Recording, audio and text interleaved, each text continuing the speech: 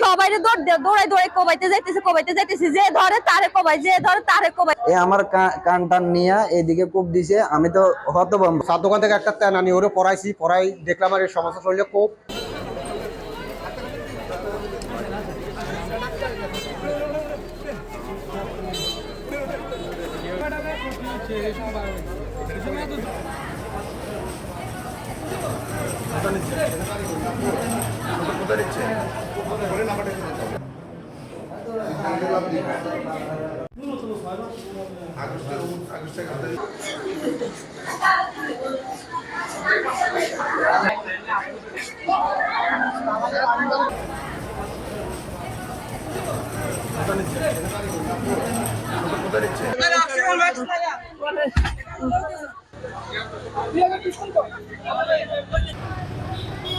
চিল্লার আওয়াজ শুনে আমি বাইরে ছিলাম।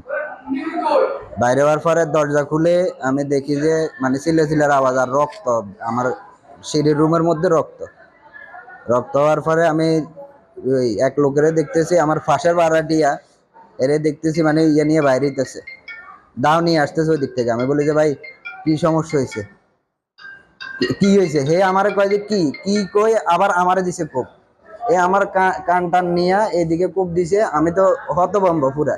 দেওয়ার পরে আমি দরজা বন্ধ করতে চাইছি, দরজা ধাক্কায় আমার রুমের ভিতরে ঢুকছে। আমার বাচ্চা আছে 4.5 বছরের, এর বাচ্চার উপরে, আমার ওয়াইফের উপরে, মানে যেভাবে ছড়া হয়েছে আমার বেডরুমে ঢুকে গেছে। আমি হের হাত ছাড়ি নাই, হাত ধরে রাখছি। হে আমার প্রথম যে কোপটা দিছে, এরপরে হাতের এই দেখেন এখানে দা যেটা দিছে ওটার মাথার ইয়ে লাগছে আমার এখানে। এরপরে হেরে ধাক্কায় আমি রুমের ভিতর থেকে বের করে দিছি। ঘুমাইছিলাম, চিৎকার শুনে বাড়িতে দৌড় দিয়ে যায়, দেখি ওনার ছেলে গলায় হাত দিয়ে দৌড় দিতেছে, পুরা উলঙ্গ, কোনো জামা কাপড় নাই।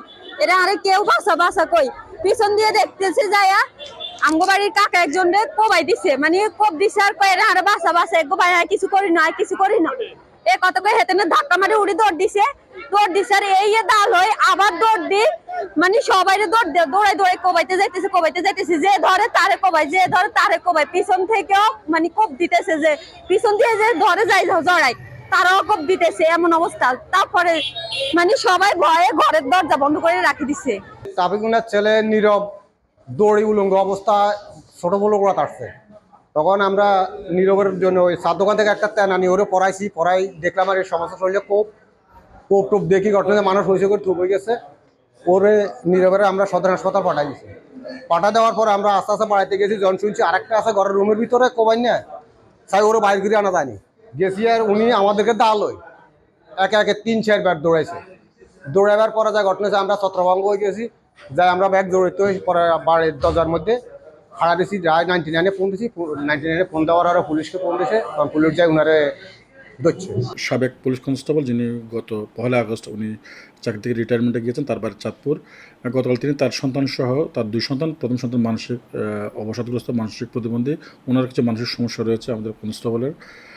উনি ছেলে সহ গতকাল রায়পুর থেকে আসার পরে রাতে ঘুমিয়েছিলেন, সকালবেলা উঠে উনি যা শুনতে পেয়েছে উনি এলোপাতারে তার ছেলেকে কোপাকুপি করছিলেন। ছেলের চিৎকারে পাশের লোকজন যখন সে তাদেরকে সে কোপানোর চেষ্টা করে।